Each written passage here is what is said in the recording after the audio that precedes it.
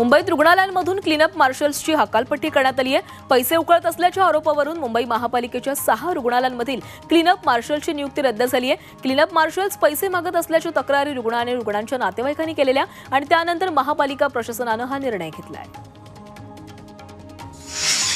मुंबईचा गेटवे परिसर फेरीवाला मुक्त झाला। या ठिकाणी फेरीवाल्यांनी आपलं बस्तान मांडलेलं होतं। सुलभ शौचालयाच्या समोरच फळांचे सलाडचे स्टॉल, पाणीपुरी विक्रेत्यांचे स्टॉल लावण्यात आलेले होते, त्यामुळे पर्यटकांचं आरोग्य धोक्यात आलेलं।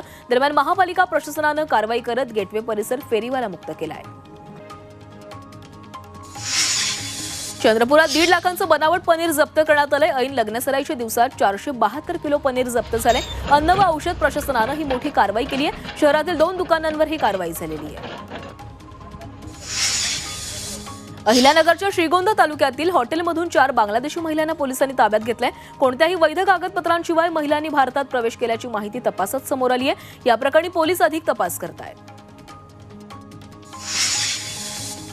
सोलापुरात घुसखोरी करणाऱ्या बांगलादेशींविरोधात भाजप आक्रमक झालेली आहे। सोलापूर शहराचे पोलीस आयुक्त एम राजकुमार यांना भाजप शहर पदाधिकाऱ्यांनी निवेदन देत कारवाई करण्याची मागणी केली आहे, तर बांगलादेशींना आश्रय देणाऱ्यांविरोधातही कारवाई करण्याची मागणी करण्यात आली। मुंबईत गेल्या काही दिवसांपासून तापमानात प्रचंड वाढ झाली आहे। दुपारी नागरिकांना कडक उन्हाचा सामना करावा लागतोय, तर पहाटे गारवा जाणवतोय। मात्र हे वातावरण नागरिकांच्या आरोग्यासाठी चांगलं नसल्यानं नागरिकांना काळजी घेण्याचं आवाहन करण्यात आलंय। वाढत्या उकाड्यापासून दिलासा मिळावा यासाठी मुंबईकरांकडून मोठ्या प्रमाणात विजेची मागणी वाढणार आहे। त्या पार्श्वभूमीवर वाहिन्यांची देखभाल दुरुस्ती केली जाणार आहे। वाढत्या विजेच्या मागणीनुसार पुरवठा करण्यासाठी बेस्ट, महावितरण, अदानी आणि टाटा या 20 कंपन्या सज्ज झाल्यात। वीज पुरवठा खंडित होऊन मुंबई अंधारात जाणार नाही याची काळजी घेतली जाणार आहे। मुंबईतील भांडूप परिमंडळात 1,03,000 नवीन वीज जोडण्या देण्यात आल्यात। या नवीन वीज जोडण्यांसाठी मीटरचा आवश्यकतेनुसार पुरवठा व्हावा, त्यासाठी विभागनिहाय नवीन वीज जोडण्या आणि मीटर उपलब्ध याचा आढावा घेतला जाणार आहे। सरपंच संतोष देशमुख हत्या प्रकरणाच्या निषेधार्थ उद्या बारामतीमध्ये मोर्चाचं आयोजन करण्यात आलंय। या मोर्चासाठी देशमुख कुटुंब उपस्थित राहणार आहे। धनंजय देशमुख, वैभवी देशमुख, सत्यजित आणि विराज देशमुख हे देखील उपस्थित असतील। या मोर्चासाठी धनंजय देशमुख मस्साजोगहून बारामतीकडे रवाना झाले। परभणीच्या जिंतूरमध्ये संतोष देशमुखांच्या हत्येच्या निषेधार्थ बंदची हाक देण्यात आली होती। जिंतूरवासियांनी शहरातून दुचाकी रॅली काढत या घटनेचा निषेध केलाय। यावेळी तहसीलदारांना निवेदन देऊन आरोपींना फाशी देण्याची मागणी झाली। संतोष देशमुख हत्येच्या निषेधार्थ साताऱ्यात मराठा क्रांती मोर्चा आणि विविध संघटनांच्या वतीने मोर्चा काढण्यात आला। हत्या प्रकरणातील आरोपींवर कठोर कारवाई करण्याची मागणी यावेळी करण्यात आली। पिंपरी चिंचवडमधील हिंजवडीत प्रदूषणाची समस्या वाढली, याविरोधात नागरिकांनी मोर्चा काढला। परिसरातील सिमेंट क्रशरच्या कारखान्यामुळे प्रदूषणाची समस्या गंभीर बनत चालली आहे। प्रदूषणामुळे नागरिकांच्या आरोग्यावर परिणाम होत असल्याने हा मोर्चा काढण्यात आला। महिला दिनानिमित्त शिक्षकांकडून सरकारच्या विरोधात आंदोलन करण्यात आलं। सांगलीमध्ये जिल्हा परिषद कार्यालयासमोर विना अनुदानित शाळेच्या महिला शिक्षकांनी निदर्शनं केली। शासन निर्णयानुसार राज्यातील विना अनुदानित शाळांना 100% अनुदान देण्यासह इतर मागण्यांसाठी हे आंदोलन केलं गेलं। मागण्या मान्य न झाल्यास तीव्र आंदोलनाचा इशारा देण्यात आला। नाशिक जिल्हा परिषदेवर आदिवासी कष्टकरी महिलांनी पाण्यासाठी हंडा मोर्चा काढत ठिय्या आंदोलन केलं। पाण्यासाठी संघर्ष करावा लागत असल्याने नागरिक महिला दिनाच्या दिवशीच महिलांनी एल्गार मोर्चा काढला।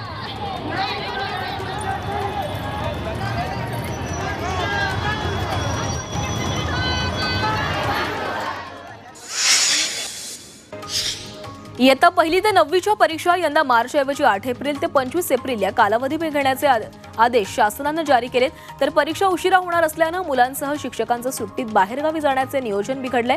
त्यामुळे 12 एप्रिलपर्यंत शासनाने परीक्षा घ्यावी अशी मागणी शिक्षक करतात। प्रादेशिक पर्यटन योजनेतून अलिबागमधील समुद्रकिनारी पोलीस मित्र शिल्प उभारण्यात आले। या शिल्पाचं अनावरण महिला बालविकास मंत्री आदिती तटकरे यांच्या हस्ते पार पडलं। तसेच अलिबाग किनारी पोलीस गस्तीसाठीच्या ATV कारचं लोकार्पण आदिती तटकरे यांच्या हस्ते झालेलं आहे। सांगली जिल्हा मध्यवर्ती बँकेकडून थकीत कर्ज वसुलीसाठी कारवाई करण्यात येते। जिल्हा मध्यवर्ती बँकेच्या बिगर शेतीचे 1016 कोटींची थकबाकी आहे आणि या कर्ज वसुलीसाठी जिल्हा बँक ॲक्शन मोडवर आली आहे। त्यामुळे तब्बल 4,500 जणांवर वसुलीसाठी कारवाई केली जाणार आहे। बदलापूर पालिकेने तलावाच्या स्वच्छतेची मोहीम हाती घेतली आहे। शहरातील प्रमुख 4 तलावांना जलपर्णीचा विळखा पडलाय। तसंच तलावांच्या परिसरात घाणीचं साम्राज्य पसरलंय, त्यामुळे आठवडाभर ही स्वच्छता मोहीम सुरू राहणार आहे. बदलापुरात राज्यस्तरीय बुद्धिबळ स्पर्धेचं आयोजन करण्यात आलं. आमदार किसन कथोरे यांनी या बुद्धिबळाचा डाव खेळत स्पर्धेचं उद्घाटन केलंय. तर राज्यभरातील 400हून अधिक बुद्धिबळपटूंनी या स्पर्धेमध्ये सहभाग घेतला होता. या स्पर्धेतील अंतिम विजेत्याला 1 लाखांचं बक्षीस दिलं जाणार आहे. सांगली कृषी उत्पन्न बाजार समितीमध्ये हळदीला चांगला दर मिळतोय. या आठवड्यात पार पडलेल्या हळदी सौद्यामध्ये सदाशिव शिंदोळी या शेतकऱ्याच्या हळदीला 30,000 प्रति क्विंटल हा उच्चांकी दर मिळालाय. त्यामुळे हळदीला सोन्याची झळाळी मिळते. मावळमध्ये संत तुकाराम महाराजांच्या त्रिशतकोत्तर अमृत महोत्सव सोहळ्यानिमित्त दिंडी सोहळा आयोजित करण्यात आला होता. दिंडीमध्ये 5 किलो चांदीच्या पादुका ठेवण्यात आल्या. श्री क्षेत्र देहू येथून भंडारा डोंगरापर्यंत ही दिंडी काढण्यात आली आणि या दिंडीवर पुष्पवृष्टी करत स्वागत करण्यात आलं. पंढरपुरातील विठ्ठल मंदिर काही दिवस बंद राहण्याची शक्यता आहे. विठ्ठल रुक्मिणी गाभाऱ्यातील दगडी कामाला कोटिंग करण्याचं काम बाकी आहे आणि यामुळे एप्रिल आणि मे महिन्यातील काही दिवस मंदिर भाविकांसाठी बंद ठेवण्याची शक्यता आहे. मंगळवारी होणाऱ्या जिल्हाधिकारी आणि मंदिर समितीच्या सल्लागार समितीच्या बैठकीत यावर निर्णय होणार आहे. अकोला शहरात विनापरवाना चिकन मटण विक्री करणाऱ्यांवर प्रशासनाकडून कारवाई करण्यात येते. अतिक्रमण करण्यात आलेली दुकानं पाडण्यात आलेली आहेत. अकोला महानगरपालिका आयुक्तांच्या आदेशावरून ही कारवाई झाली आहे. येवला शहर पोलीस स्टेशनच्या जुन्या इमारतीजवळ उभ्या असलेल्या एका पिकअप वाहनाला आग लागली. या आगीमध्ये संपूर्ण वाहन जळून खाक झाले. शॉर्ट सर्किटमुळे आग लागल्याची माहिती मिळते. नाशिकच्या सिन्नर तालुक्यातील सांगवी इथं आगीत 1 एकर डाळिंबाची बाग ही भस्मसात झाली आहे. डाळिंब बागेतील गवत पूर्णपणे वाळलेलं असल्यामुळे आगीनं काही क्षणातच रौद्ररूप धारण केलं होतं. आगीमुळे संपूर्ण बाग जळून खाक झाली आणि यात शेतकऱ्याचं मोठं आर्थिक नुकसान झालं. सतीश भोसले उर्फ खोक्याच्या घरी शिकारीचं घबाड सापडलंय. धारदार शस्त्र, शिकारीचं जाळं जप्त करण्यात आलंय. खोक्याच्या घरातून वन्य प्राण्यांचं मांसही जप्त करण्यात आलेलं आहे. जिल्हा वन अधिकारी अमोल गरकळ यांच्या मार्गदर्शनाखाली 40 कर्मचारी आणि अधिकाऱ्यांनी ही कारवाई केली आहे. सतीश भोसलेवर 200 काळविटांच्या शिकारीचा आरोप आहे. याची अधिकाऱ्यांना खातरजमा करायला सांगितलं असल्याची माहिती वनमंत्री गणेश नाईक यांनी दिली आहे. त्याची चौकशी करून कारवाई केली जाईल असं गणेश नाईक यांनी सांगितलंय. सतीश भोसलेवर गुन्हा दाखल होऊनही त्याला अजूनही अटक झालेली नाही आणि त्याच्या निषेधार्थ आज बीडमधील शिरूर शहरात बंदची हाक देण्यात आली आहे. या संदर्भात आज पोलीस ठाण्यावर आक्रोश मोर्चा निघणार आहे. याबाबतचं निवेदन प्रशासनाला देण्यात आलंय. कल्याणमध्ये सिमेंट डंपरनं 4 गाड्यांना धडक दिली. अपघातात 4 जण जखमी झाले तर एकाची प्रकृती गंभीर आहे. कल्याण पूर्व पुना लिंक रोडवर ही धक्कादायक घटना घडली आहे. अपघाताची घटना सीसीटीव्हीमध्ये चित्रित झाली आहे. अकोल्यातील कोलार नाल्यात पडून 2 चिमुकल्यांचा मृत्यू झाला. पोहण्यासाठी मुलं नाल्यात उतरलेली होती, मात्र पोहताना हे दोन्ही चिमुकले पाण्यात बुडाले. त्यामुळे परिसरात हळहळ व्यक्त केली जाते.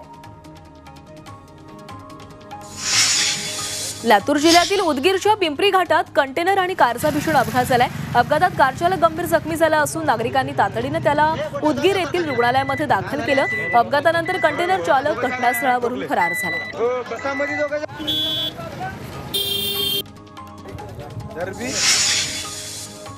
नवी मुंबईसह इतर ठिकाणी अंमली पदार्थ विक्री करणाऱ्या महिलेला एपीएमसी पोलिसांनी अटक केली आहे. चौकशी दरम्यान महिला अनेक ठिकाणी ड्रग्सची विक्री करत असल्याचं समोर आलंय. आरोपीकडून 6,69,000 रुपये किमतीचा एमडी मेफेड्रोन हा अंमली पदार्थ जप्त झालाय.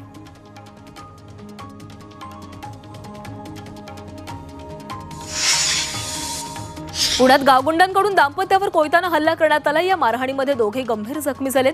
किरकोळ वादातून टोळक्यानं जीवघेणा हल्ला केल्याची माहिती आहे, मात्र यामधील आरोपी अजूनही फरार आहेत.